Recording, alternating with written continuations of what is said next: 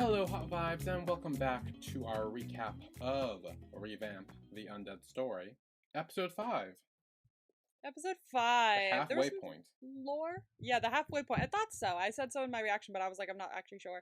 But yeah, the halfway point. Yes. Woo. It's giving halfway. This episode, I feel like, here's the thing. Last episode was so amazing. This was a really good follow-up from last episode. This was like, Yeah. seeing We the got info. aftermath, because like, the last scene Yeah. specifically was like super intense.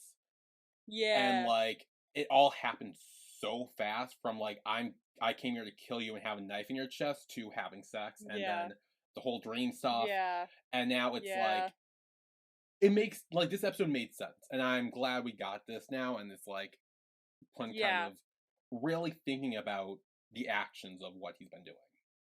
Oh, yeah. Yeah. But anyway, how was your week this week? Before we jump in. I'm just like so fucking tired because yesterday was just like a lot. Okay, like I spent my morning hysterically sobbing from All of Us Are Dead, and I spent my evening watching a depressing ass finale to a show that you made me watch. So Yeah. it's been a fucking, that was yesterday. That was like just yesterday. So like I'm tired. I don't think anything else other than that happened. That's crazy. It's been a long fucking week. I finished recording my Patreon shows though, so I can edit them and put them up before the week happens. Hopefully that works. Hopefully I've done my time wisely. What else happened this week? What else happened this week? Honestly, I have no idea what else happened this week, so all of you, what happened for you? You know what? Same. Nothing happened this week. Oh, I got another BTS member in the Happy Meal. Oh, who did you get? RM. Ah! So now I have 1 RM and 3 Jungkooks. At least that's something. I was meaning to go today to get one to see, like, if, you know, who I get or whatever.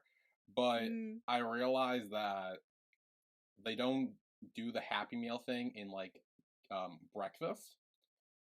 No. And they don't close till, like, 11. Yeah. The breakfast. And I'm, like, you know, had to record this at 10:30 till, like, 11:30 or 12 or whatever. And then afterwards, I was recently streaming on Twitch, doing the Pokemon randomizer there.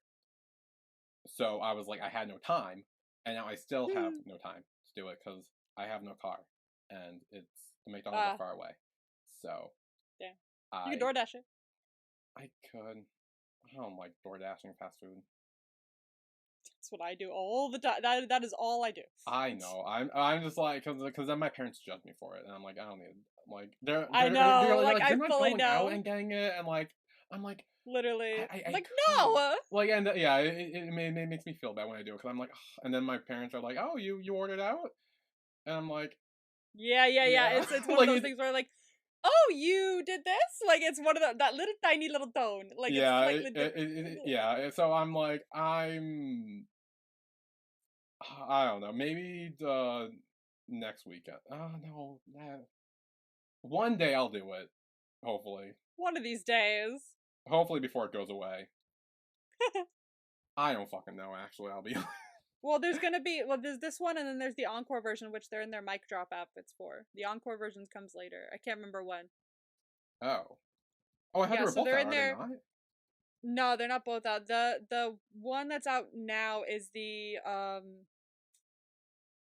outfits that they were wearing in the, remember the BTS meal that was happening a while back? They had a commercial for it. Yes. And they're wearing their outfits that they wore in that commercial, I think, is what it was. So that's what they're wearing in this one, and their hair is the same as that one as well. And then it's going to be the mic drop outfits, which is the original Tiny Tan outfits, I think, for the Encore edition. I don't know when that starts, though. Let me see. When does the... No idea. Because I saw the commercial, and I sent you a video of the commercial, and I was like, and it showed like both of them, so I thought they were both just out already. It's like 1 out of 14 you get. But The Encore edition starts on September 23rd, so in a couple days. Oh shit, that's like Monday. Yeah. No, that's like Tuesday. No, that's like Wednesday. Sure. What day is it? I don't know. Today's the 20th. Yes, so it's the Tuesday. It's on Tuesday. Tuesday, that's it. Okay, well. Yep. So the Encore one is on Tuesday. I wish I could get a sugar. Well, someone brought up a very good idea. I was looking at TikToks, and they were talking about them or something like that. And there have been a lot of funny ones where it's like you just like open it, it's just like not an RM, and it just shows going down the line of the like 50 RMs they've got, like, because people are getting so many duplicates. And someone was like, no, it's great that I got a bunch of these. Catch me bringing them all with me to the movies. And I'm like, that's a great idea. I'm gonna bring my extra JKs. I'll give you one if you don't get JK. And I'll just bring to the movies and be like, does anyone have a Yoongi to trade? Yeah, trade it. That'd be fun. We'll trade it. Let's all trade. That'd be so much fun. Yeah. Oh my god. Yeah, I need to remember when we do that. I need to remember to bring my tote bag I have. I need to remember to bring my army bomb because I will forget. That too. This. I need to bring that. Remind me. We nearly remind each other to do this because otherwise I'll forget. I'll make a little list to be like, here's your list. Don't forget these things. Yes. I also have the purple hoodie as well. I want to bring that too. Yeah, you mean the one from in Busan? Yes. Yeah, me too. It's downstairs. Yes. We'll match. Okay, great. That's what we need to do. We need to remember to do all that. Otherwise, I'll forget. I will forget my army bomb because it's downstairs in a box in my garage from when I was gonna move back to California. I have not brought it back out, so I need to go digging through it to get the army bomb. Okay. I want to decorate it too. I will not be doing that. I have no time to. I might. I have no time as well. I might. I'll figure it. If I catch up this week with my Patreon and YouTube stuff, I will have time, and I'm gonna do it. Dude, that weekend we're doing that is gonna be fucking nuts for me. Really? Oh. Because that Friday is also when Taylor Swift is releasing Life of a Showgirl. Oh, you're fucked. So Friday, like Thursday night to Friday morning, technically at the midnight. Yeah. My friend and I are gonna be here recording our reaction to the album. Yeah. Then later in the day, around 8 or 9 a.m., is when the new Digimon game comes out that I've been talking about. Oh, I'm gonna stream it the day of, and so I'm gonna be doing that for about as long as I possibly can. Really, the first day because it's gonna be the first day it drops. Everyone's gonna be there. I need to be like on this. Strike while the iron's hot. And then that Friday night, I'm going to the movie that Taylor Swift just announced for Life of a Showgirl that night. That's just Friday. Jesus, there's a movie too. Yeah, there's gonna be like you get to see the Fate of Ophelia music video and behind the scenes stuff and documentary type stuff. So I'm gonna try to do that. And then Saturday, we're probably gonna do Revamp and record all that stuff. Then if I have time whenever, I'll probably just do more streaming for that Digimon game. Then Sunday's our day. So that weekend is fucking stressful as hell for me. Bro. Everything started dropping that week. I'm like, motherfucker. You're like, gee, why is it the beginning of October? Why? So I'm like low-key stressed about that, but I'm also very excited because like I love everything that's happening. It's just all happening at the same time. It's all happening at once. Jesus. So no, I will not have time to decorate my army bomb is the moral of that story. Because I will be busy. I hope I do. Because I've decorated both my Lighteenies, but like I never got a chance to decorate my army bomb. I wouldn't know how to decorate, I'll be honest. I don't have that shit. I made some really good. My army bombs look awesome. Or no, not my Lighteenies look fucking awesome. Lighteenies, yeah. Like they look gorgeous. I love them. Anyway, Revamp. We've been talking about our plans. Jesus Christ. I know. Yeah. So we get a flashback / dream to the whole story that began 13 years ago, where Pun and Pokpong's parents died in an accident, and Pun is watching his brother leave within a foster family because he got adopted. He did not, so he stays at the orphanage. Yeah. Yes, Michael Orphanage. Michael Orphanage. Yeah. Probably St. Michael. And we see this where he meets Elise and Jet, who is in fact the guy who Jet keeps seeing. Wait, what? Wait, what? Remember when I said young Jet? Yeah. Is the ghost boy he keeps seeing in the church. Yeah. Jet keeps seeing himself in his past. Oh, okay. See, I did not This confirmed it. This confirmed it for me. Okay, this confirmed it. It is the same guy, same actor. I do recognize him. Okay.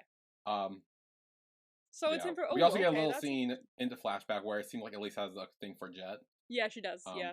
Which would explain why she's just like hanging off of. Yeah, she won't budge on helping him. And Pun seems to clock that, and they kind of like keep that like their little secret because he's like, I got you, I see you. Like, yeah. And then we get the scene that we saw last episode with the mystery vampire eating Jet. Whose ear is it, my friend? Because I still don't fucking know. So yeah, you said you had your idea. Yeah, and it's apparently a dumb idea because you were like, wasn't seeing that. But like when I paused, I was editing and then like I was like scrolling backwards to do a cut or something, and I stopped and went, wait a second. And like it looked like Meccan from the side. Like it did look like Meccan from the side. But here's my reasoning here. I was in the car telling my mom about this because I was so confused. Because I had texted you and I was on my way to work in this moment, and I was like, I can't look at everyone's ears, so you're gonna have to tell me. And you were like, not telling you until Saturday. And I was like, here's the thing, Mom. Because he wasn't thinking Meccan, so Meccan's off the table, right? And we, in our last podcast, I was saying could be Methus, and you said could be Kiar. So either one of those won't be a surprise to me, because you've also said it'll surprise you, so it's none of those three, because those three are not options. Ramil is stuck in a fucking painting. We have Pun and Pong, who were too young to be doing. Who the fuck is it? Who else is left? So, I think I have successfully deduced who the vampire is. Who is left? So I'm going to need you to pull up episode 4 of this scene, because when I say who it is, you need to watch that clip, and you'll see it. You'll be like, wait. You're so fucking annoying. Okay. So, it's a long story, and I do want to go through my thought process. So, as I was editing this episode, I was like, wait a minute. During that scene, there's a shot where you can see the back of both young Jet and the vampire's heads. Yes, I kind of saw what you meant. A mole or freckle on the back of the vampire's ear. Mm-hmm. Right ear. Right ear. And so when I saw that, I was like, oh my god. So I scrolled through episode 4, see if I could see anyone else's back of the ear, and I couldn't. So I was like, you know what? I'm just going to put that to the side. I'm not going to think about it. And while I watch future episodes, if I notice, Kiar or Meccan or whoever with a mole behind their ear, I'll be like, I figured it out. But then I started thinking. Mm-hmm. We know that Jet and the other hunters are specifically after the Joe Noel pure blood family line. Yeah. And we know that Kiar, Meccan, and Methus were all once humans, which means they are not pure blood Joe Noel vampires. Ah, yeah, correct. Therefore, neither of them could be it. Fair. And and honestly, it didn't seem like it was gonna be anyway. So I was thinking that. And then, as I was scrolling through Twitter, I have a lot of BL stuff, Revamp, and other things. And I saw this video clip, and I paused, and I freaked out, because I was like, what?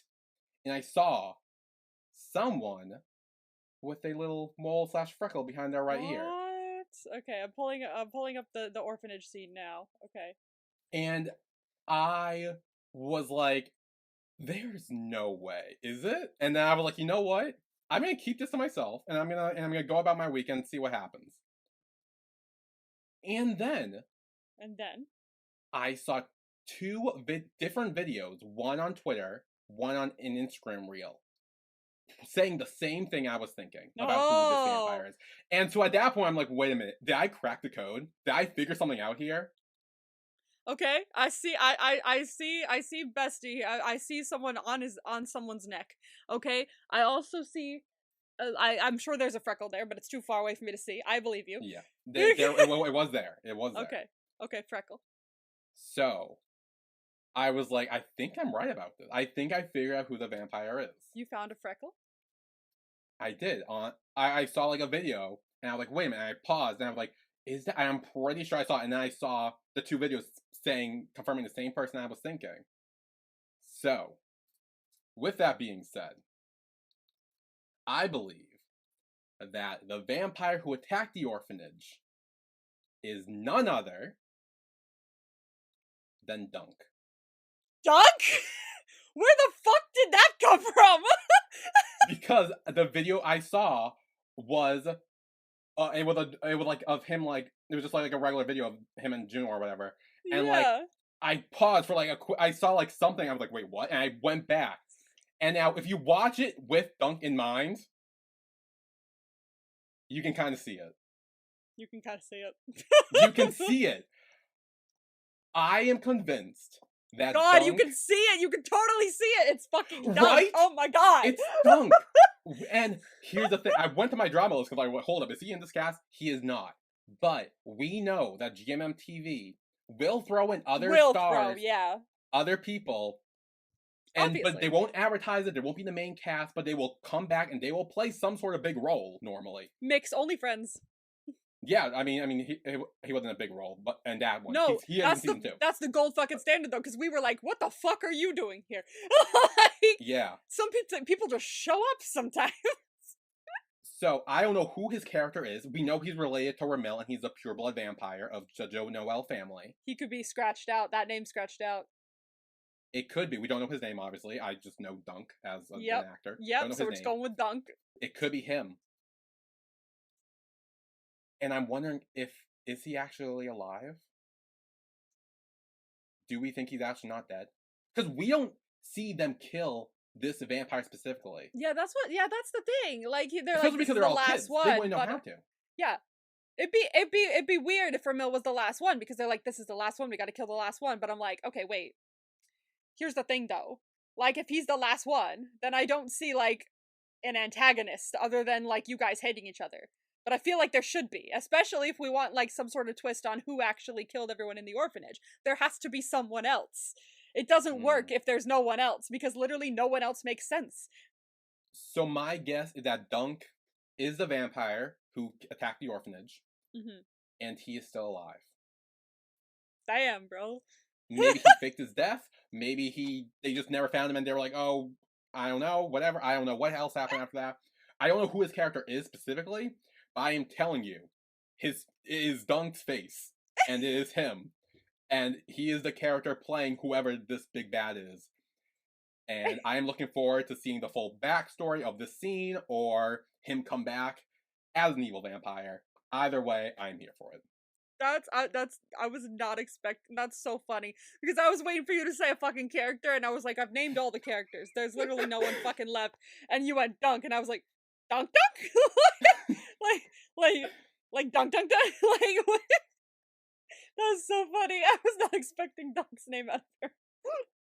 So that's who I believe it is. That's who I think it is.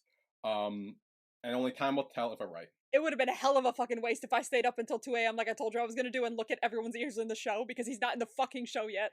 that would have been bad. I was like, I would have been like, yeah, don't do that. Don't do that. Don't do that. Well, that's the thing. I wasn't going to look for this. It just, I happened to see it, and I was like, wait a minute, what? And I zoomed out, I was like, wait a minute. And then I saw the 2 other videos confirming it. Or, not confirming, but like, you know, helping my theory, seeing the same thing I was seeing. And I was like, wait a minute. And it does look a lot like Dunk. If you have Dunk in mind, it looks like Dunk. Wait a minute. That looks like the back of Dunk's head. I'm not gonna lie to you, it really does look like the back of Dunk's head. So Dunk, I believe you are a vampire who attacked the Michael orphanage and almost killed Jet. Which is why he's anal about vampires. Damn, bro. Dunk, we got you, okay? Come on, GMM TV. You thought you were so slick. You were gonna throw in a secret. GMM thought that they could pull one over on me, but they don't know. They don't know how crazy you are. I've been watching What's New Scooby-Doo this whole week. My deductive skills are like through the roof. This is what watch it not be Dunk, and then you've just hyper analyzed everything because you're on a Scooby-Doo kick. Listen. That would be so funny. It wouldn't be the first time. Oh, Jesus Christ. Though I am good with the like little details. It's like with the eclipse. Yeah. Like I was like, wait, there's someone back there. I don't know who it is, but there was someone back there walking Yeah, in the pool. you keep bringing the pool back. I swear to fucking God.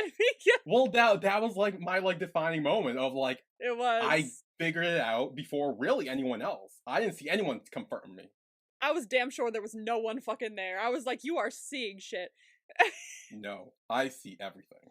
You see everything.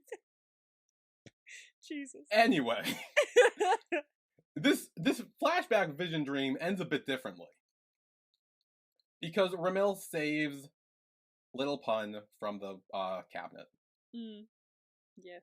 And yes, he does. The necklace glows before Pun wakes up. Yeah, I was confused for a hot second. I was like, oh, so it didn't crush him. So he's remembered different. And then I saw the necklace and Ramil, and I went, it was Ramil? Like, and then it took me a second. I went, oh, he's in his dream again like last time. Okay.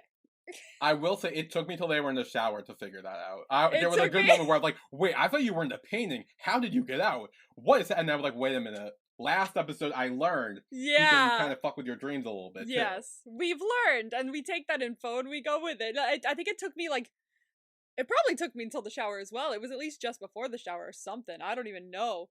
But like, I was like, it took me a second. Yeah. So then they are in the shower, and Pun is kind of like, what are we doing? You're a vampire, I'm a hunter. We're enemies. He's backtracking like nuts. Yeah. Yeah. And Ramil's like, enemies don't do what we were doing. Like, we have feelings for each other. Like, what? Yeah. What's the big idea here? Who cares? Yeah, who gives a fuck? Like, Romeo and Juliet this shit, bro. Your sides can hate each other, but, like, you don't have to. Ramil leans in to kiss him, but then Pun stops him and says, don't read my mind again. Don't use your powers on me. Yeah. He said don't, and I was like, hey, green flag. Ramil, like, immediately was like, you know what? You asked me to? I'm not gonna. Like, yeah. He did something. And it was just... He doesn't use on Pun. That's the thing, because, like... He follows that logic, but it's definitely a little loophole-y, but... It's a little loophole-y, but the problem is, like, you should be like, if Pun doesn't want me to read his mind, then he sure as fucking hell wouldn't want me to do this with his brother. But Ramil doesn't really know humans all that well, and knows that dynamic. So it's like, He's not that much of an idiot, bro. Like, he... No, but he saw that if his brother was impressed by him, he'd give him permission to be his brother-in-law, so he's like, okay, I can read your minds. I don't know why, but... I don't think that's what I thought. I thought he was erasing it. Because it reversed. It did reverse. I thought he was making him think of it again, so that he would, like... So that he would think how impressed he was of him. Yeah, no, but nah, bro. If someone did that shit to me, I would be like, whoa, okay, so wait, hold on. So you just did that. Like, you could read mine? Like, it just, like, he just, like, did his nose, and then it was, like, a non-problem. Like, he didn't even think about it. So I was like, I feel like he, like, I feel like he, like, erased it, like, some shit. Because it looked, honestly, here's what happened. His mind-reading power is the most confusing of them all. Because it is. Do not understand it still. I feel like there's a lot of different ways the mind power works. And, like, I feel like I've been, even in my reaction, because I said mind reading, and then I was like, okay, that's not even accurate. I think it's, like, mind fuckery? Mind melding, almost. I used a specific term, it's, like, mind something. I don't even remember what I said, but it's doing stuff to the mind. Whether it be bringing things up or erasing things or reading it, like, it's like a lot of different things, and dreams are included in that. I think that's what it is. But I thought he erased it because it reversed. I think I feel like the reverse is a telltale sign of something disappearing. I think. Okay, we'll get there later, because we'll get way ahead of ourselves. Yeah, we'll get there.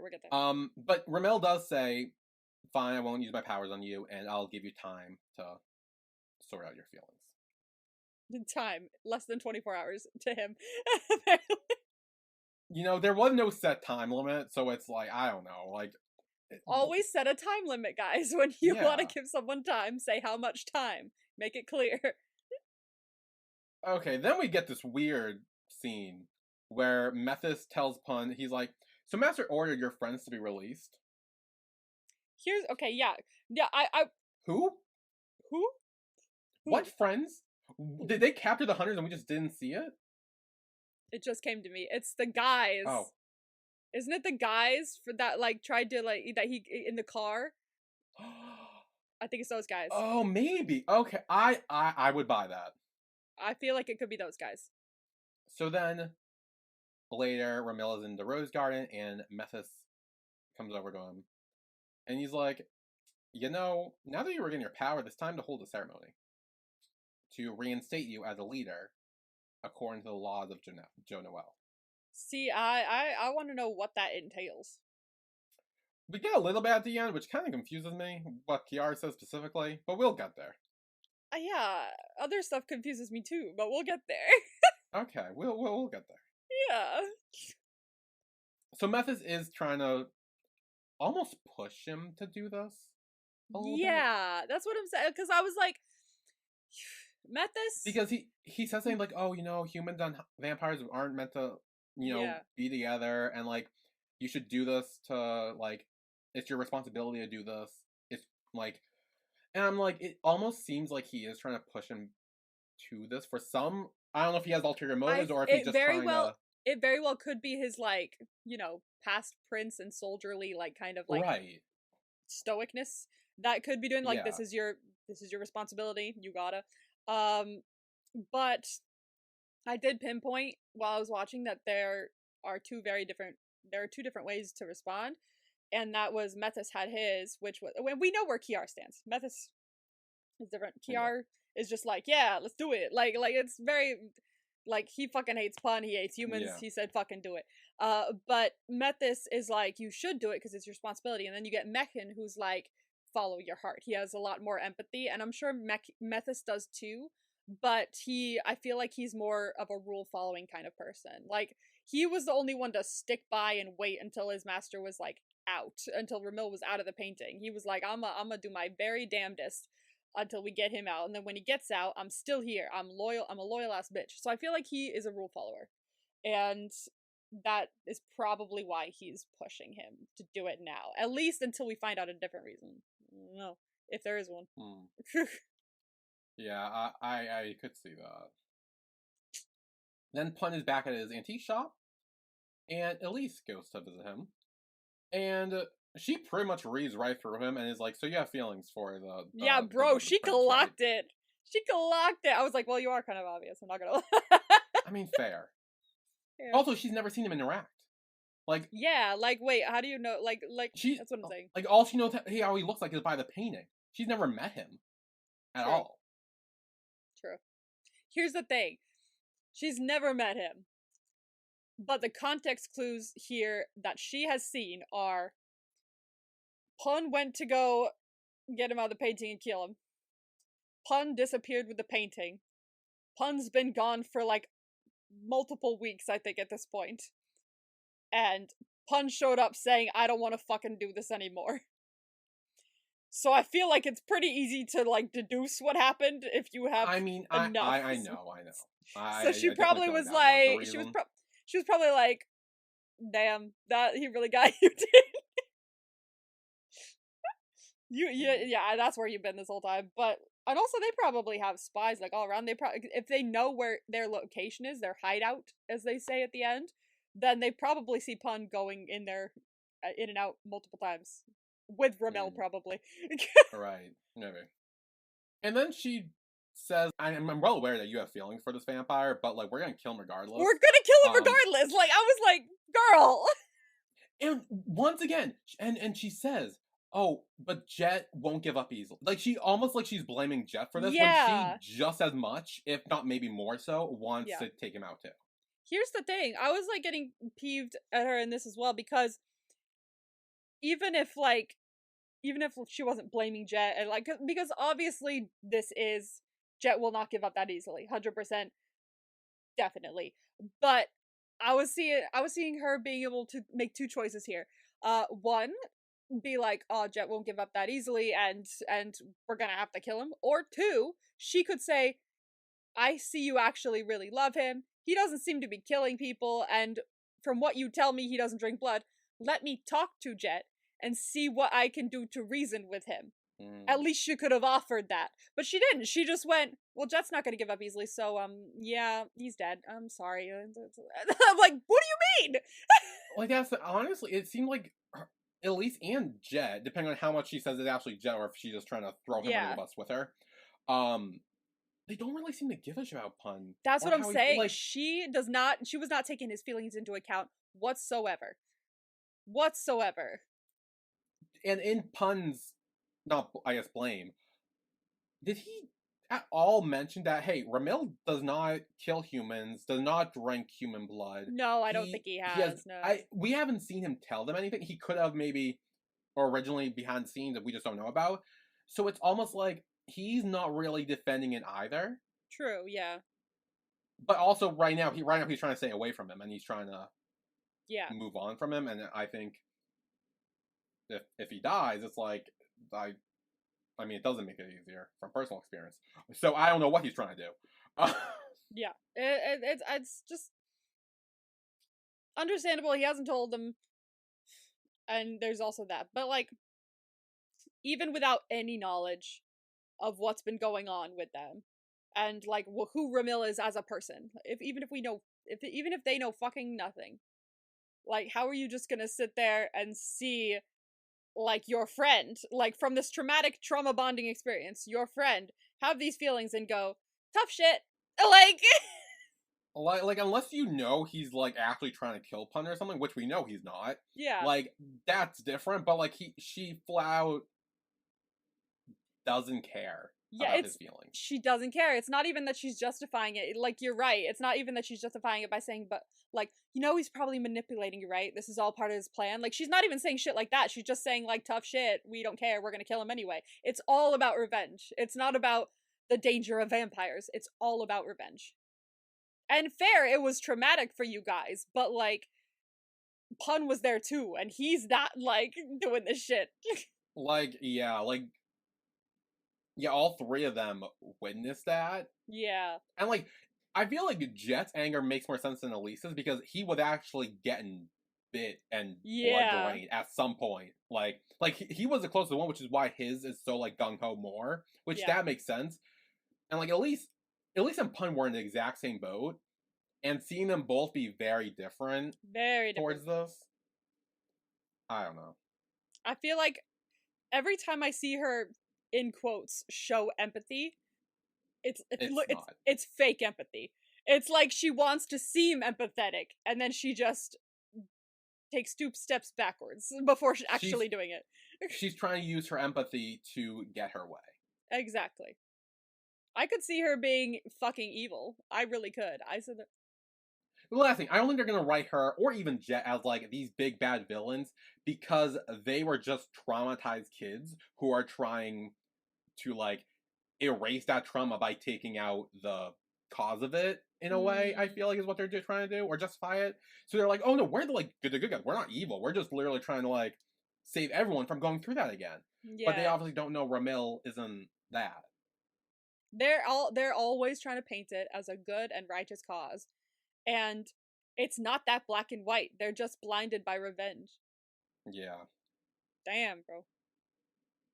Anyway, then when Elise leaves, Pun have a pressed rose in one of his books. And we see Ramil heal his bouquet of rose that Pun left for him. Then, at the hospital, Pokpong goes talk to Mekin. And he's like, look, so I tried to do your thing earlier with my brother, but it did not work that well. Did not work. Nope. I'm like, to be fair, you just run off and run away again. Yeah. Like I was like, bestie, you tried for 2 seconds. Like yeah. And Mekin kind of showed him, he's like, look, your brother doesn't hate you. Yeah. Like when he's ready, he'll talk to you about it. Exactly. He said the same thing that I was saying last week. He said, wait, so here's the thing. He told you that he has a reason. That means he does want to live with you, but he has reasons why he can't right now. That means there is logic to his thinking, and he actually thinks about it because he wants to live with you. And I was like, that's exactly what I was fucking saying last week. He told you to your face that there is a reason and that he does actually want to live with you. But he got upset because he wasn't telling him exactly what the reason was. And But now he's telling him, look, hey, he said there's a reason. Let's take a deep breath. Now, I'm wondering, does Mekken know that he's Pun's brother or no? Nope. Cool. Nope, pretty damn sure he doesn't. I was waiting for him to say his name so he could go, I'm sorry, who? Like... Yeah, because I feel like once Mekken knows that it's Pun, he's gonna be like, oh, I get it now. Like, he's gonna know the reason, and he's gonna be like... Yeah, like, that's the reason! Yeah. Put everything together in his head, but I still don't think he'll be able to tell Pokpong that, so he'd be like... No, he's gonna be in the dark for a hot minute. Yeah. Anyway, then he has 2 great drinks, and he sees Ramil sitting in the waiting room, and he goes sits with him. And Ramil talks to him about the whole situation. I'm lovesick. Yeah. And Mekken kind of says, you gotta choose either your duty or your heart. Like, me personally, I wouldn't... I would follow my heart. I wouldn't do the duty stuff, but... Follow your heart. I was like, damn, really? Like, this episode, as well as last episode, I was like, bro, you keep giving good advice. Like, every single time we see you, he's just always giving good advice. He seems like a good dude. I thought originally Methus was the wisest of the 3, but honestly, I'm starting to think it's Mekken. I think it's Mekken. I agree. But I am wondering if we're either going to see a flashback or he's going to snap again and, like, go ballistic on his like he did on his family. And, like, a part of me kind of wants that just to see the juxtaposition of, like, him being a sweet doctor and then blood-crazed vampire. Like, I kind of want to see that a little bit just to see. Just for the drama. I just hope he doesn't have to die because of it. Like, no, please. It's like, oh my god, we need to stop him. You know. Let's not kill the nice dude, please. He's the nice one. Yeah. Let's not kill him. Yeah. Then Pokpong returns to the Mab Mart, where Pun's there waiting for him. And he takes him back. He sets up a little air mattress for him. Yeah. And originally he's gonna let Pokpong sleep in the bed, but he's like, no, like I'll like Pokpong volunteers to sleep on the ground. He's like, I like the floor. Yeah, which I don't know if that's true or not. I think it's just Some people do, because there's hard mattresses and stuff like that, especially more in Asian countries like Thailand. Yeah. But I like the floor sometimes. Sometimes I'll like if I ever fall asleep on the floor, which isn't often anymore, but when I used to, I'm like, actually, this is nice. This is cozy. Yeah. But I saw it as a way for Pokpong to give Pun the bed to make Pun more comfortable with him being around. And so that way he wasn't like an inconvenience of like, oh, now he needs to sleep on the floor because he's here. Maybe. And like him trying to make him more comfortable with him. But then Pun tells him to get up because his hair is wet, so he starts drying his hair. And we see this really cute moment with them, like just him Pun drying his hair.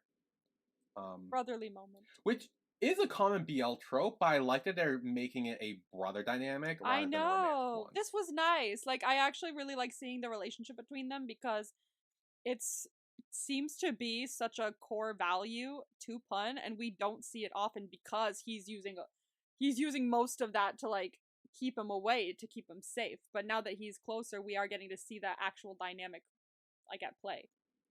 Yeah. He's drying his hair.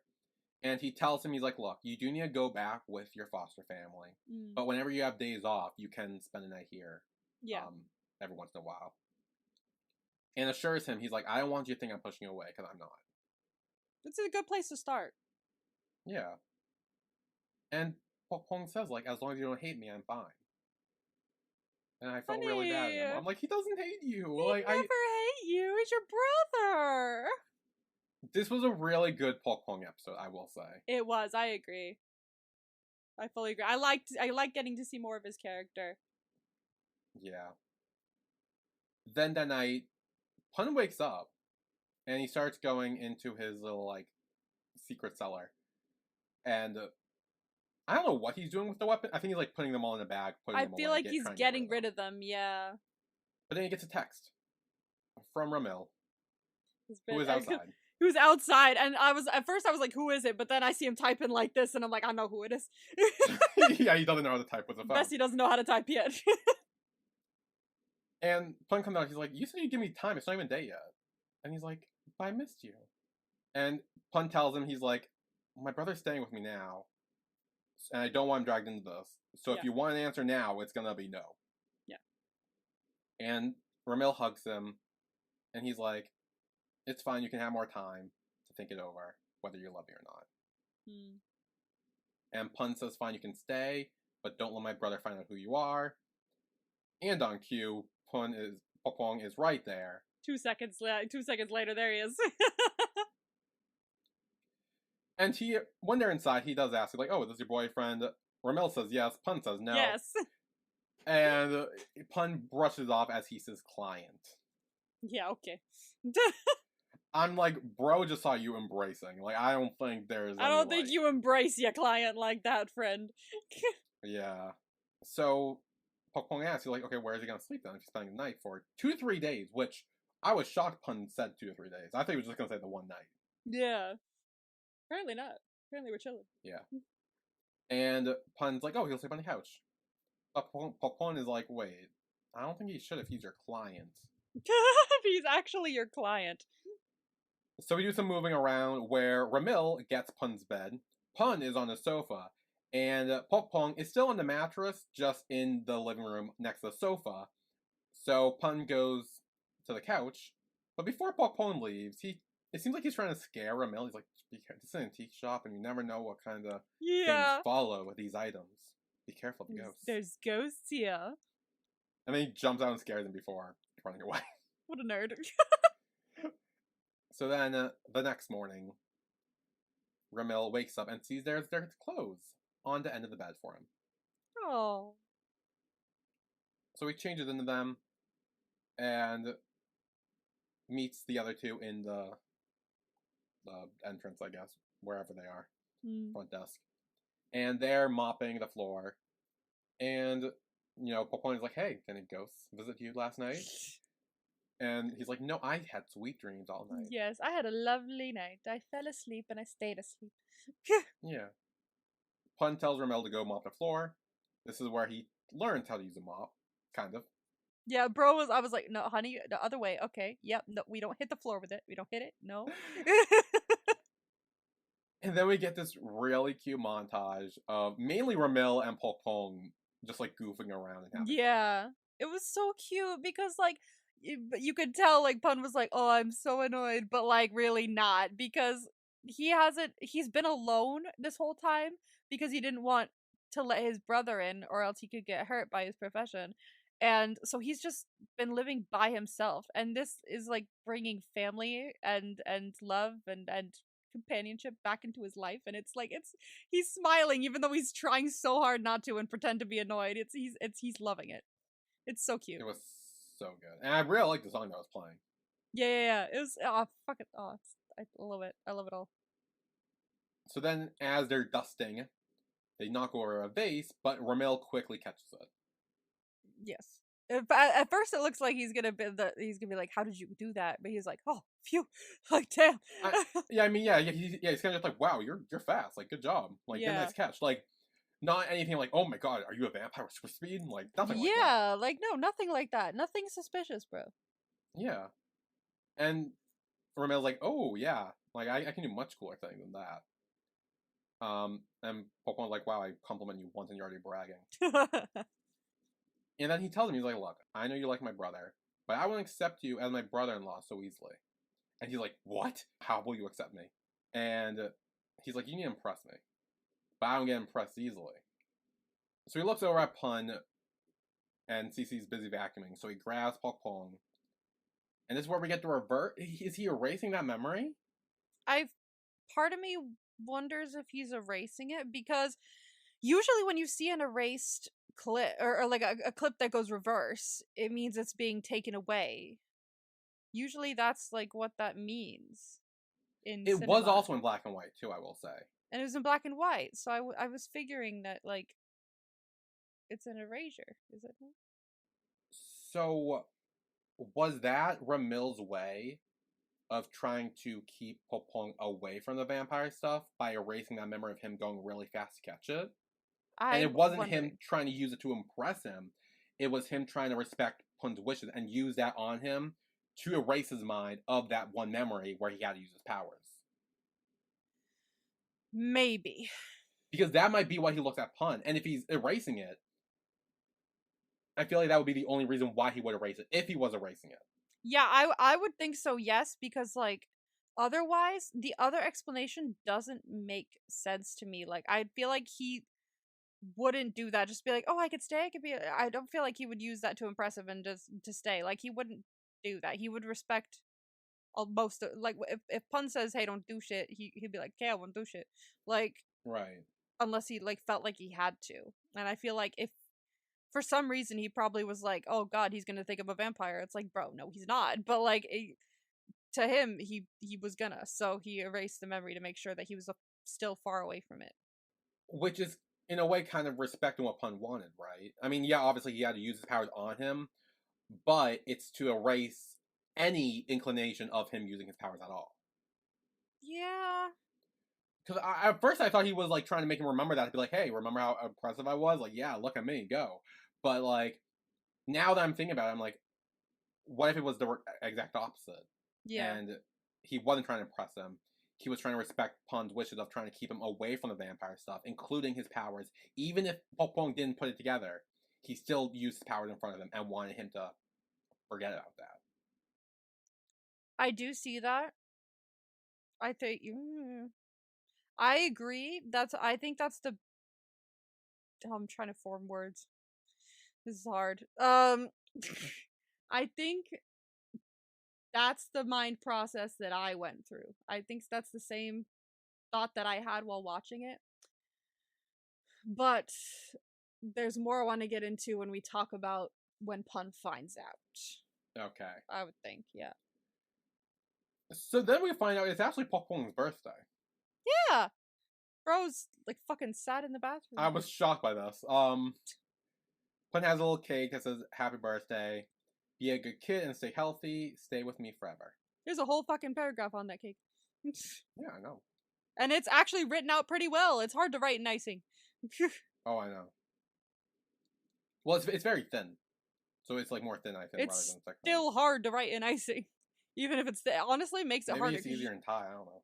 You gotta nah, because there's a lot of swirls and stuff. That's fucking hard, bro. It's I feel like hard. swirls will be. I've never iced anything with. I words. have iced many a thing, and it's fucking hard. But honestly, the thinner the lines are, the harder it is because you have to squeeze. Really? You have to squeeze harder. You have to squeeze the bag harder because there's a smaller hole that the frosting is coming out of. Right. So the harder you squeeze, the more your hands are gonna like shake because you're trying to squeeze it, and it'll get shaky when you're trying to hold it and like write it. Like it's a whole dominoes of disaster. Okay.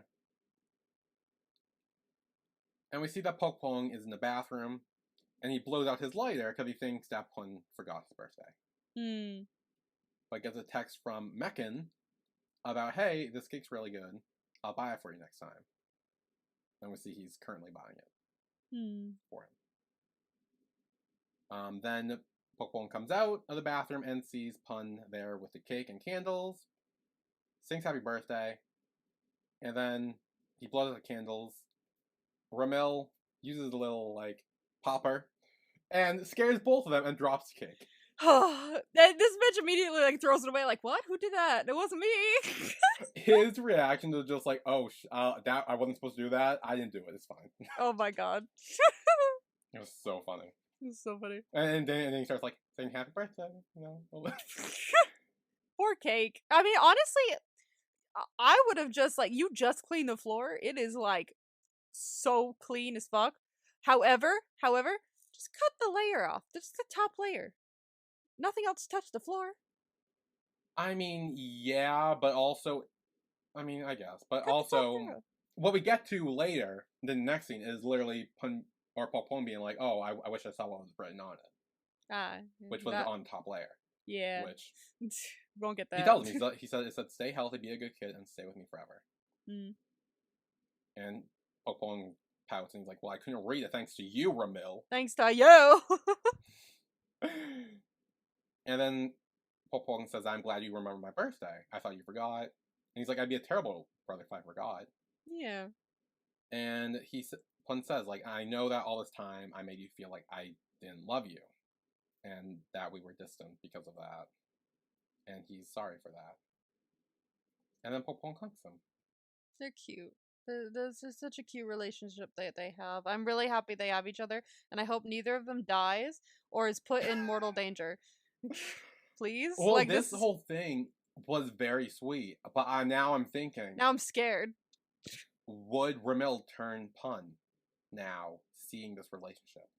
Oh, I don't think he would. Not at all. Because we were talking about the only real way to get a happy ending with Ramil and Pun is if Ramil turns Pun to a vampire and gives him the mind reading thing, which I still think will happen. I still believe that'll happen. But that would also mean that he can't really grow up with his brother. Yeah, that's the problem. I feel like we were questioning it last time, and I feel like I didn't even think about it. But, like, the second you asked me the question, my immediate answer, without even thinking about it, was no, he wouldn't. Like, it's weird how one episode can change shit. Before we were like, oh, maybe this, and I'm just like, immediately now I'm like, no, he wouldn't. No. Like, it'd be, I don't think he would do that. I feel like, even if, like, Pun, like, somehow decided he wanted the choice to whether or not to become a vampire, I feel like he wouldn't. It honestly depends on how the rest of the story goes, I guess. Jesus. Mm. Well, it would be one of the things where, like, what would Ramil do if he was, like, in a near-death situation? It's either let him die or turn him into a vampire and live forever. That's a good... Well, yeah, because, like, if he's in a near-death... If he's about to die... That's the situation I'm thinking of, is, like, let's say the finale, you know, everyone's fighting each other. Jet or Elise or whoever tries to shoot Ramil. Pun jumps in the way. He gets shot. He's, like, dying. And Ramil's like, I can either turn you into a vampire and you live forever, or let you die. I would think if Pun can't answer in that moment, like, he's, like, literally on death's door and he's, like, passing out, like, if he can't answer, I feel like Ramil would. Because he would do it. Because, think about it, like, we think that, like, if you take death out of the equation, it's like, would Ramil turn him if now that he's seen Pun and his brother together because they could grow up together? It's like, then the answer's no. However, if he's about to die, he wouldn't be growing up with him anyway. So he would... I feel like 100% he would turn him. I say at the end we just turn both of them into vampires. And just say, there we go. We live a big, happy vampire family. Vampire life! Woo! Yeah. Living the vamp life, y'all. So then Pokpong tells Pun that he has to go to work, but not really. He just wants to give them two alone time. Oh my god. Because he knows he's not just his client, and he officially accepts him as his brother-in-law. Aye. Woo. And so then Pun puts Ramil back to work. They keep smiling. Yeah, well now he's like, because I'm pretty sure he overheard that. And he's like, yes. I'm accepted now. I'm in good with the brother. I'm in good with the brother. Period. And then we do see that Pokpong goes to the hospital where Mekan has a cake for him. See, here's the thing. This is cute. I can't speak. Situationshiply? That's what somebody were trying to say. Minus ship, I think. Situationally. Whew, there we go. That's a tough word. Situationally. Okay. It is cute. But with the context of one of them being a high school kid, I don't like it. Like, it makes me feel uneasy. Like, I don't like it. I'm wondering, and I was waiting through this episode to see if they would reveal, but they didn't. How old is Pokpong turning? I was wondering that too in that moment, but I was like, it still makes me feel uneasy because that means they were chatting and possibly growing feelings for each other while he was not 18, even if he did turn 18. Unless he was, and it's like 18, because like... But he's in high school. I mean, yeah, he's like, you know, still... But like, my head, if we don't get this revealed, my headcanon to make the situation better is that Pokpong might be a bit older than he says he is, than like normal, and that he just got held back like maybe a year or so because he's been lashing out, he's been starting fights, and we know he has this bad track record. We're gonna skip over that. That's a good one. And like, so it's like he could have got held back maybe a year or so, and maybe he's actually like 18, maybe this is when he turned 19 or something. And the only reason he still stays with his foster family is because he works at a fucking like grocery store. Like he can't afford to live really with anyone, you know. And Pun obviously doesn't want him living with him. High school students in Thailand are between the ages of 15 and 18, encompassing the upper secondary level. Usually start progress through the grades with 6 usually being 17 or 18. Do we know what year he's in? No. Yeah. So that's my headcanon, unless it's proved otherwise, to make the situation a bit better for me. He just for the meantime. Yeah, unless proven otherwise. But if it's not proven otherwise, I wanna like those two, so I'm gonna believe that until confirmed otherwise. Here's the thing, I'm having the same mindset, but the opposite way. Like, because you're like, until confirmed otherwise, I'm gonna elect to believe he is like close to graduating high school and he's turned this age. But in my brain, I'm like, the only information I have is that he's in high school. And so I can't elect to believe. Like, we're taking the same fucking data and going opposite ways with it. Yeah, I'm trying to be more like positive about it, and you're trying to be more negative about it for some reason. I'm not trying to be negative. I'm seeing things and I'm going, ooh, ew. I'm believing that because unless proven otherwise, I don't know. And this is why I'm saying this is his actually 19th birthday, and he's actually not even 18. He's now 19. It's a little weird, bro. I'm not gonna lie. Oh, it's definitely weird. I'm not denying that, but it's questionable. It's better than the alternative. It's honestly like if he's 18 or 19, it's questionable. If he's 17, it's illegal. Is the age of consent in Thailand not 16? At the moral level, it's immoral. I don't know. What is the age of consent? I thought it was 16. God, I can't believe fuck. Okay, I've just opened the source page. How do I close it? I don't know what's your Okay, there we go. Okay.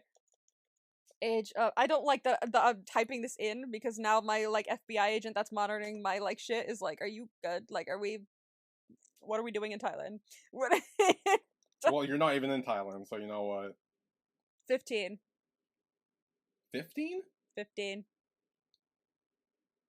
So I guess in all fucking technicality. So in legal purposes in Thailand, it's not an issue? I guess not. I'm still gonna believe that he is now this is his 19th birthday. Just to make me feel slightly better than before. Anyway, Pun's in the bathroom. And he's trying to stab himself out of it. While he's washing his hands. Yeah. Of his feelings for Ramil. Yeah, he's being cute and smiley, and then he sees the fucking nerd. He sees the bloody tissues. No. I was like, oh, he's about to be pissed. He sits down with Ramil. And he explains that, like, my brother and I got separated when we were younger. And we were separated for so long that I kind of forgot I had a brother.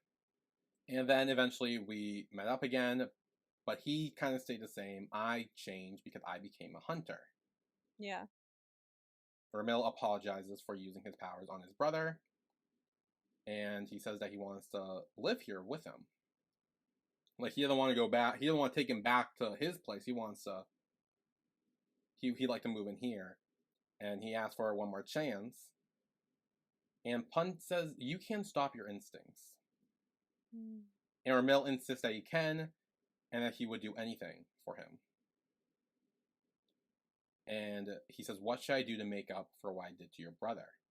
I'll do anything." Can't do anything, bro. Pun says he just wants to be the best brother he can be. Yeah.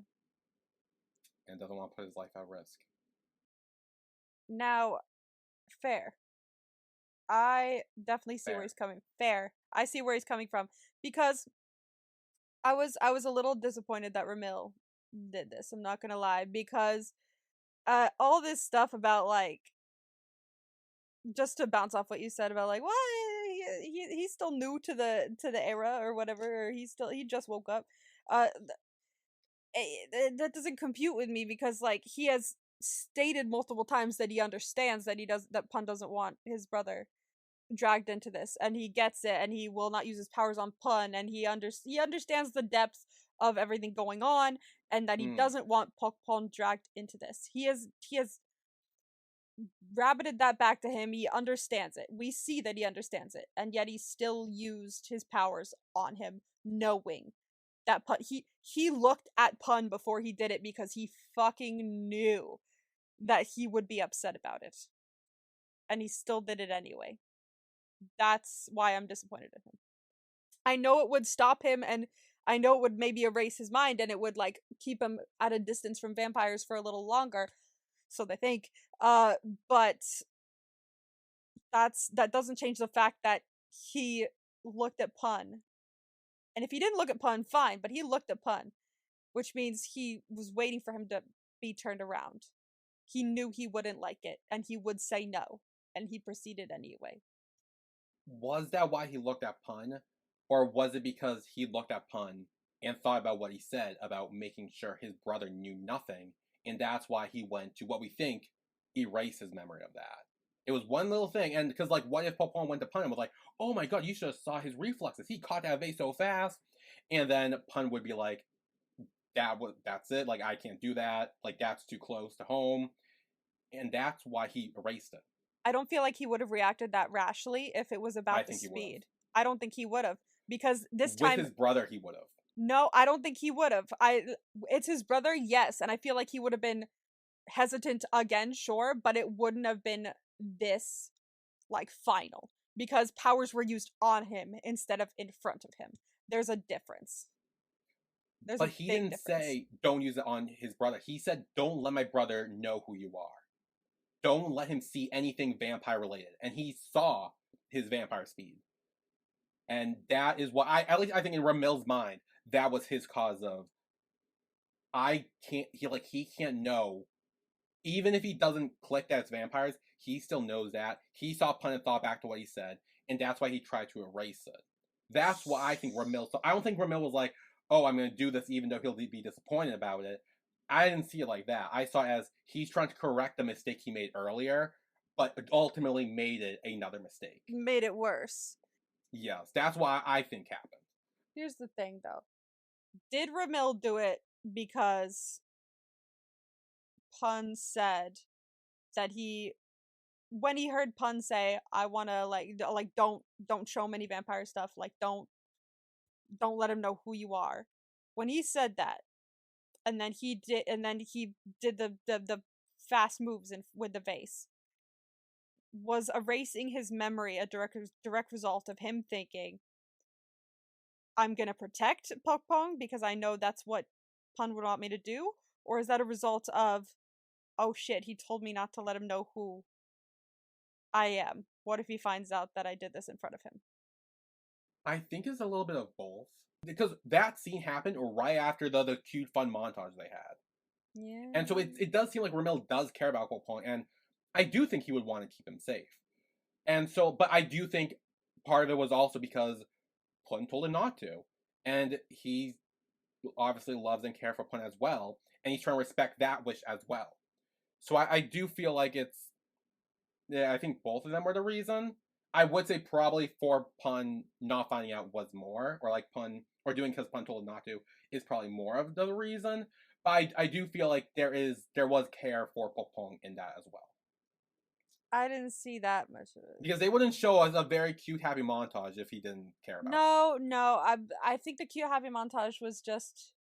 I think that was more of, hey, Pun could build a family here. It wasn't more of like, hey, Ramil, like, cares a lot about Pokpong as a person. I feel like that's reading a little too much into it. Maybe. I feel like we're reading way too much into this regardless. I mean, I agree. Where we're going with this show, we're reading way too much into everything. I agree, but like,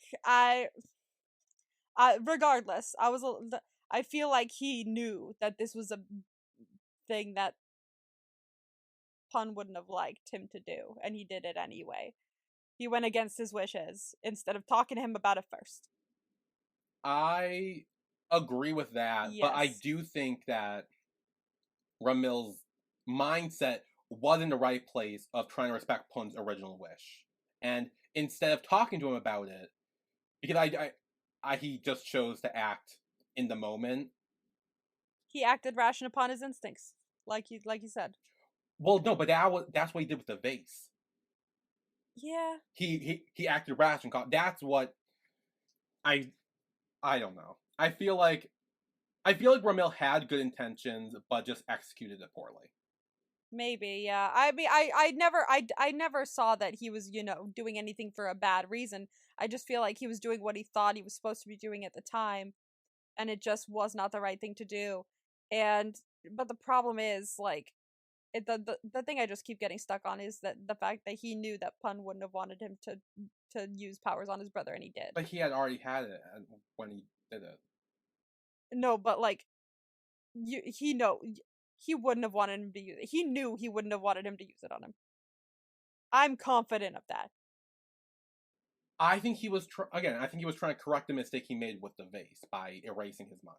Fine, yes, I know. Yeah, that I get. And but like, when he looked over at him, I think it was him thinking back to, he doesn't want Pokpong to know anything. Even a fast reflex that Pokpong just brushed off as fast reflexes would count as him knowing something, whether he knew it or not. And that's why he tried to erase it from him in order to try to make Pun happy with the whole Pokpong knows nothing thing. That doesn't change the fact that he No, knew that I'm sure he did, that he knew that Pun wouldn't have wanted him to use powers on him. That would have been more, ended up with more of an issue, because he asked him not to use them on him. Why would he think that his brother would be any different? If anything, he'd want him not to use his powers on his brother more than on him. Like, if there was a choice on who should I use my powers on, he'd be like, use them on me, don't touch him. Like, that's my brother. Like, if anything, he should have known that, and he probably did, but he did it anyway. And I'm sure it was for what he thought were the right reasons, but he did something that he should not have done. And I was a little disappointed in him. I'm not going to lie. But to round it out, like, so I definitely see from Pun's point of view why he's doing this. Like, no matter how much love he has for Ramil, no matter what feelings are growing there, even if he ends up being his absolute eternal love, his brother is always going to come first, because that's his family. That's someone he's always vowed to protect, because this guy went through, like, the most horrible trauma. Like he saw all of the people in the orphanage die except for him and two people. Like he went through hella trauma. He lost so many people at once. And then he was with just them. It was just the three of them for a bit.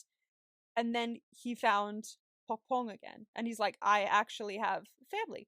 That's not these vengeful vampire killers. Like, it's like, oh, family. A family that actually wants to, family that remembers me, family that didn't go through this awful thing. And I think that's been his, like, light. That's kind of, Pokpong has been his innocence and his empathy. I think the problem with Jet and Elise are that they don't have someone that is outside of the situation. And I think that's why it's been easier for Pun to, like, place himself outside the situation. And so that's why he is so protective over him. That's why he is so adamant on not crossing that line and risking his brother, because he's like the last person he has left, really. Like, he feels like he is the last person that's not connected to all the trauma he's experienced that he has left, his only family, and he's not risking that. So like, I understand where he's coming from 100%. Oh, I fully do too. Like, I know I was taking Ramil's side in that little debate, but like, I fully understand Pun's decision in this. Like, yeah, I fully I respected it, and I also saw it coming too. Like, I do think it made sense for him, because, like you said, Pokpong's the only person he can have a normal life with. Yeah. Because everyone else is either a vampire hunter or a vampire themselves. Yeah. So he can't really get out of that. But I also don't think Ramil did it knowing Pun would be mad at him. I think he did it as a way to try to correct the wrong he did, and then furthermore made it worse. Here's the thing. I feel like we're mixing up knowing and because. Like, I feel like he definitely did it knowing, but he didn't do it because uh Pun would know. Like I feel like knowing is a lot different than like the reason for doing it. Like he didn't do it like because he knew Pun would be upset about it. Like he's not an asshole. Like Right. like he probably did it knowing that he wouldn't, but he felt like it was the decision that had to be made or something like that. But he didn't do it for the reason that Pun said no, because then that would make him a dick. But doesn't mean it doesn't mean he didn't already know. It doesn't mean he didn't know that somewhere in his mind and still made the decision anyway. Yeah. Because I think it was a situation where, like, once Ramil caught that vase, he was like, I fucked up. It's kind of like, what do I do in this situation? Because at that point, it was like, it's already done. Like, I feel like whether he erased his mind or not and did that, we'd still be having this conversation. Like, this still would have happened.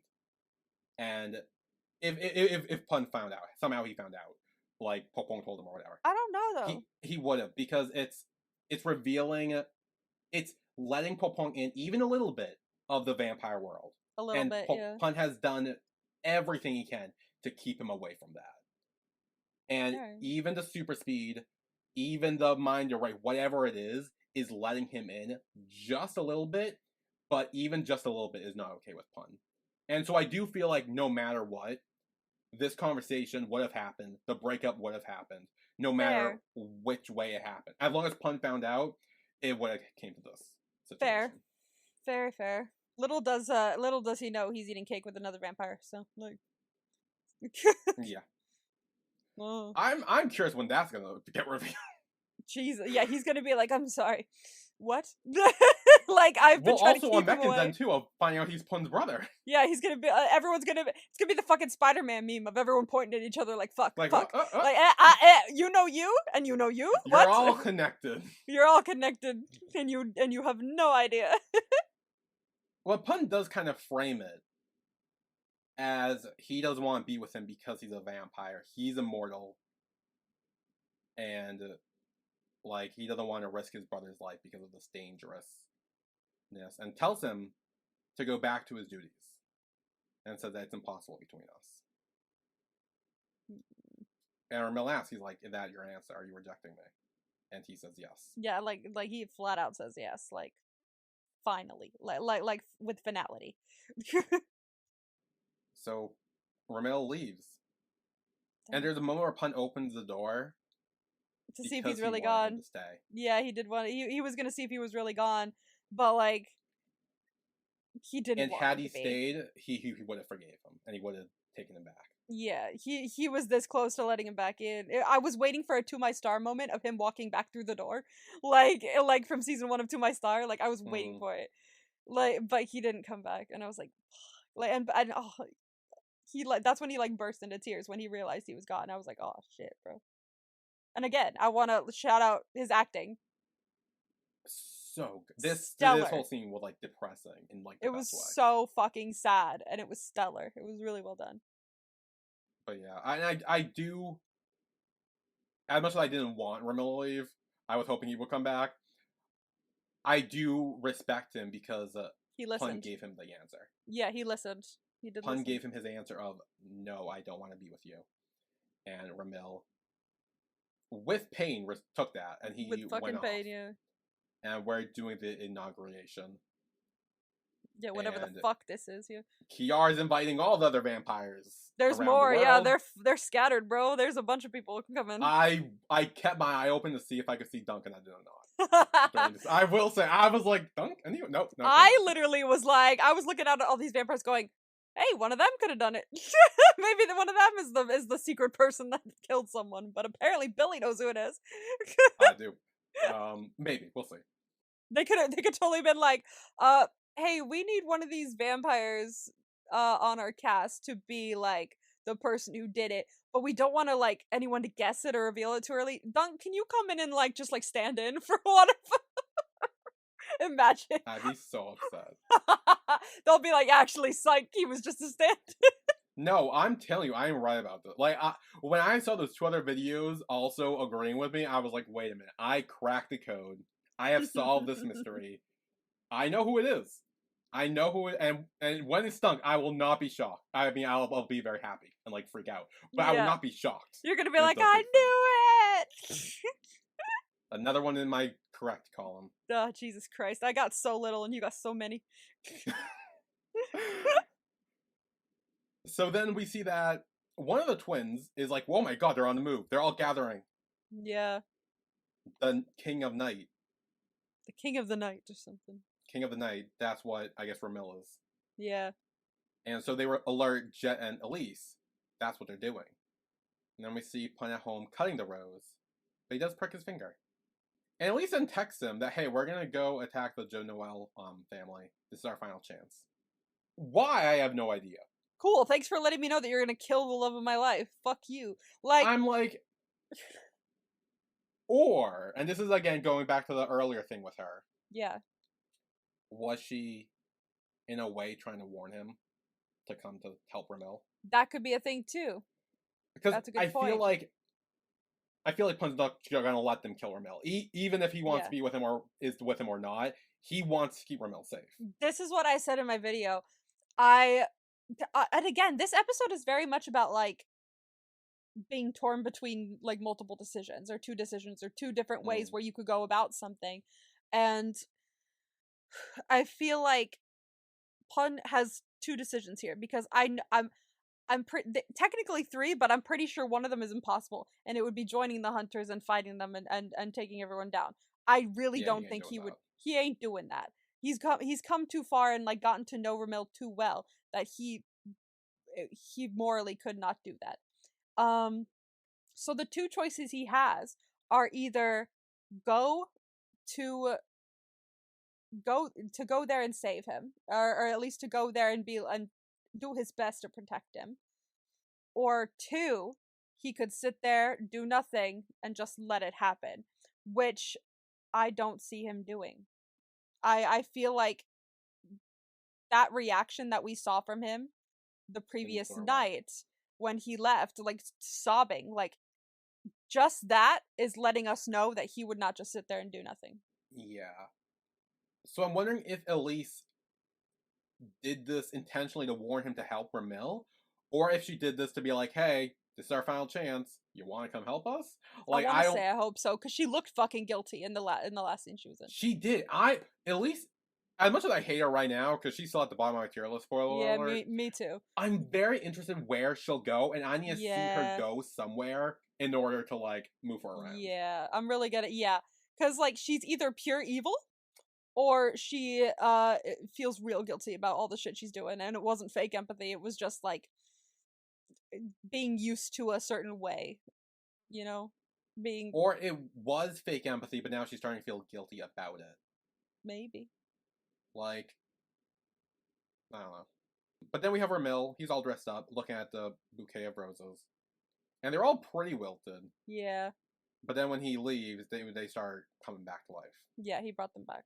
He keeps bringing them back because he wants to think that Pun is there. Like, and he's still holding out hope. He can smell the roses. He smells Pun. It's like the same thing for him. So. Oh, I didn't even think about that. That's good. Yeah, that's why he has the roses everywhere. I've been thinking about that every time.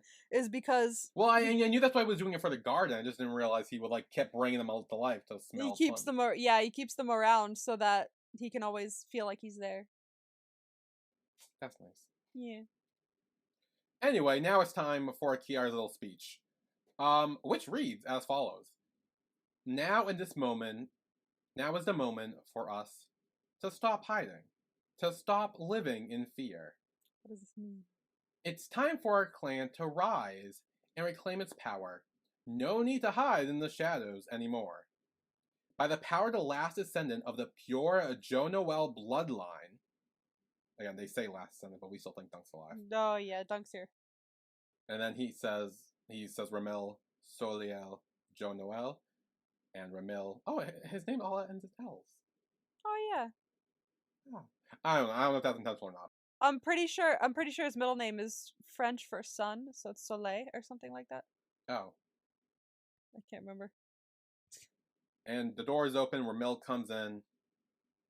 He takes his drink. And that's that. Here's the thing. What the fuck does that mean? For one, what does hey, we're about to no longer hide in the shadows anymore. Yeah. Like, I'm like, are you like what? What are we doing? What does that mean? Like, why are we like? What is this? Are we exposing vampires to everyone now with that, or are we gonna like attack all the humans and like be like fuck y'all? Cause like, here's the thing.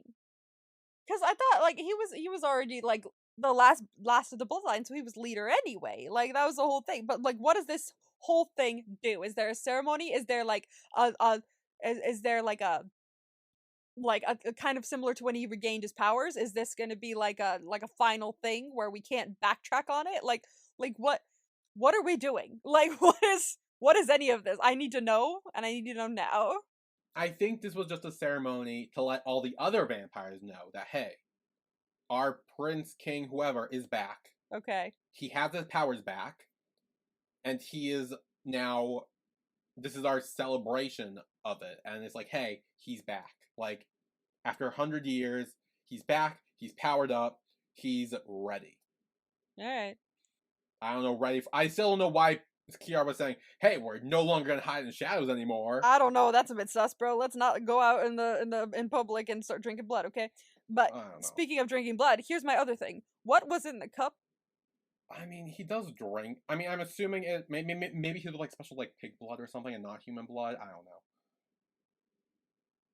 Or maybe he was just doing it for the ceremony. Like maybe he can drink human blood. He just. I was trying to figure out if it was wine or blood, but I'm like, it's a bunch of vampires in one room. I feel like it's blood.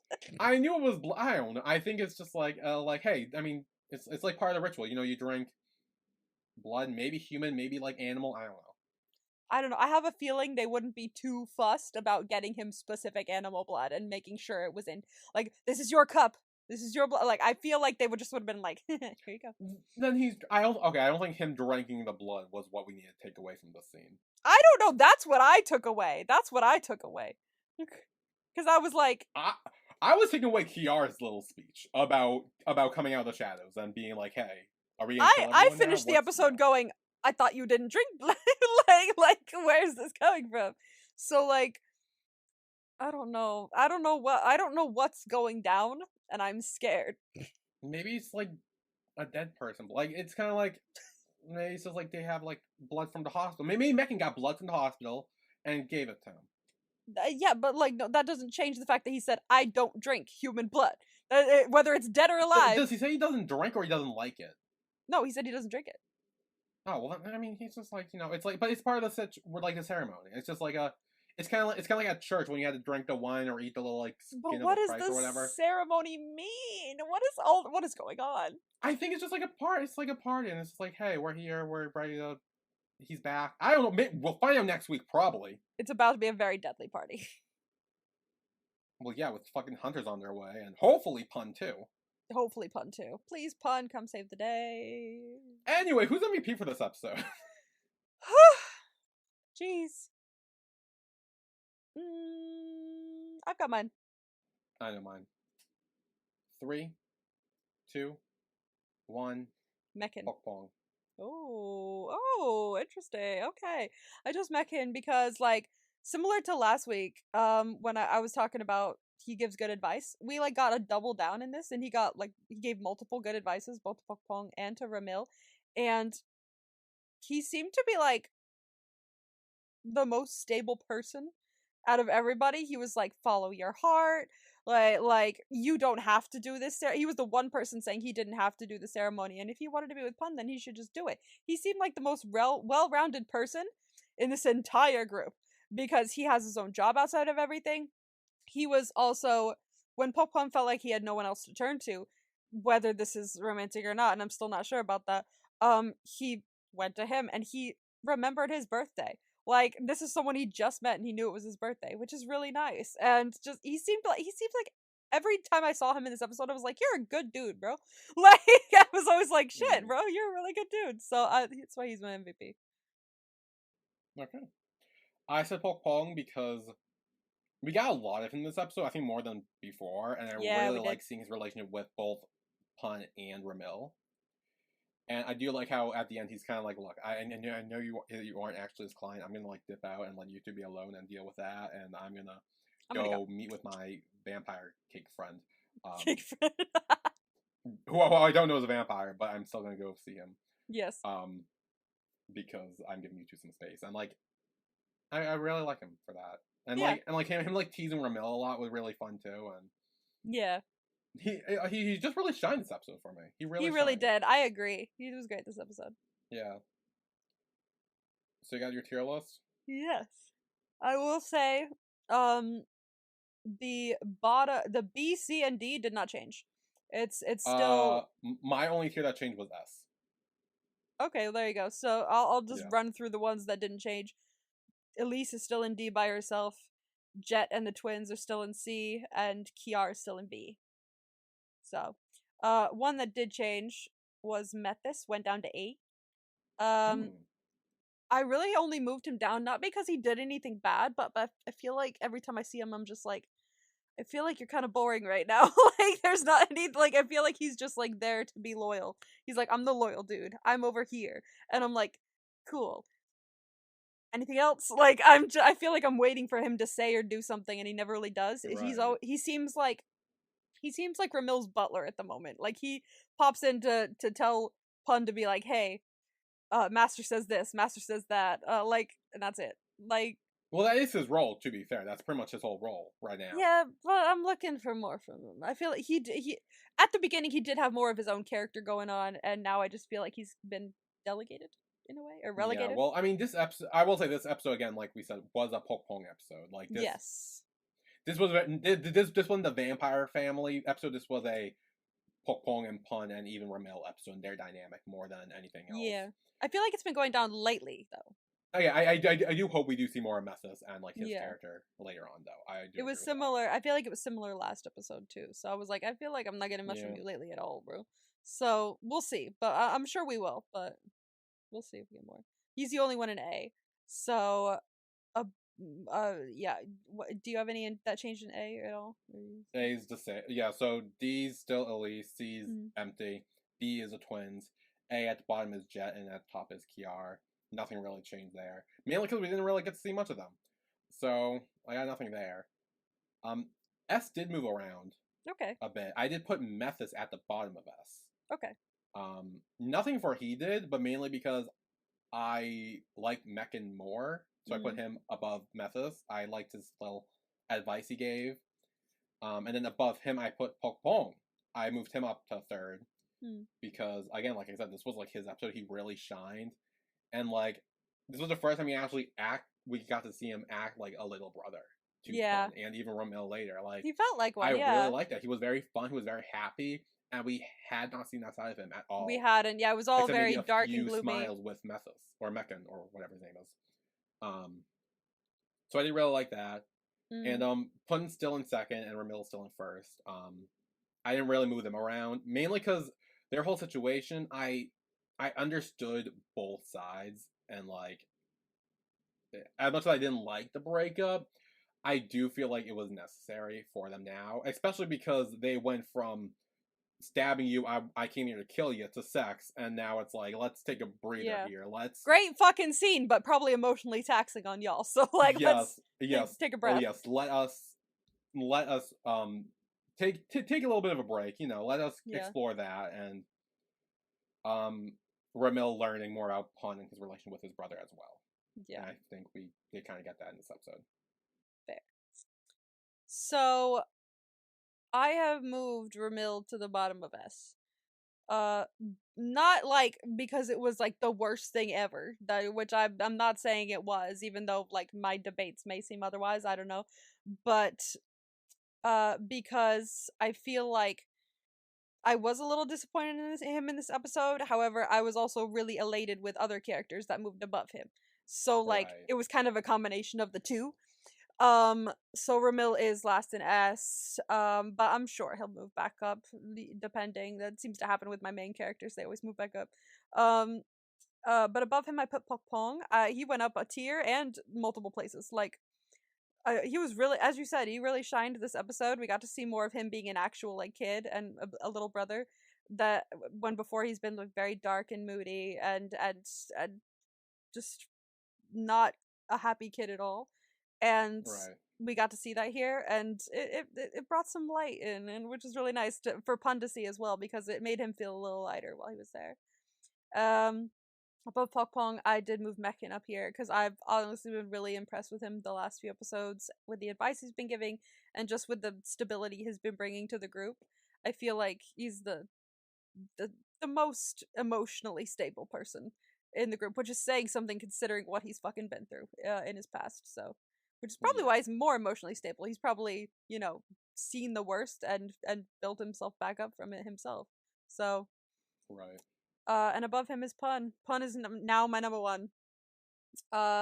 Because one, again, Prem's acting, fucking phenomenal. Two, this episode, he's just like he feels like such a complex character, and just the back and forth in his mind that must be going on of like, I want to keep my brothers safe. I'm so in love, but I have to like not think about that right now, even though it's so hard not to think about because I'm so in love with this person and I have to say goodbye to this person, but I don't want to because I want to keep my brother safe and it must be killing him. It must be killing him. So like to see all of that like conflict like just play through every moment of his in this series is really interesting to watch. So he's up to my number one for sure. Okay. That's my tier list so far. Okay, well, this is the halfway point, so... Yes. Anything can happen moving forward. Anything can happen. And yeah, I guess that's it for our recap of Revamp The Undead Story, Episode 5. Woo. Join us next week where we will be recapping Episode 6 of Revamp The Undead Story. Alright. Yeah, so we will see you all then. See you then. Bye, everyone. Bye.